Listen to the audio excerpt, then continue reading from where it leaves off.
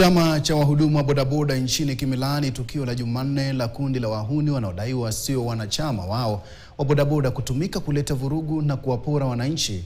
Wakizungumza hapa Nairobi, wamehimiza vijana kukataa kutumiwa vibaya na wanasiasa na kuendelea kudumisha amani. Pia wametaka serikali kuendelea kuweka usalama dhabiti nchini. Sisi kama sekta ya bodaboda tumesema hatutaki fujo Nairobi, kwa sababu hii town ndio mahali penye sisi tunapata mkate. Na kama sisi kama bodaboda lazima tubebe mtu kutoka point A to point B.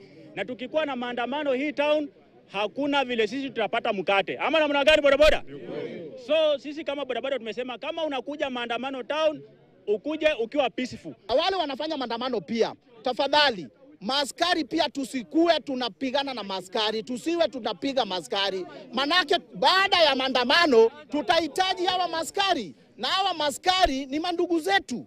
Kwa hivyo tafadhali tusipige maaskari, fanya maandamano kipeacefully, urudi kwako. Manake saa ya maandamano ikiisha ni saa 12. Rudi kwako, tungoje vile tunasindikiza hii maisha ya Kenya. Manake hatutaki mwanasiasa yoyote, wewe unaleta watu wa kutoka nje, unaleta CBD. Whatever did happen last day, sisi kama wanabodaboda tunaikemea.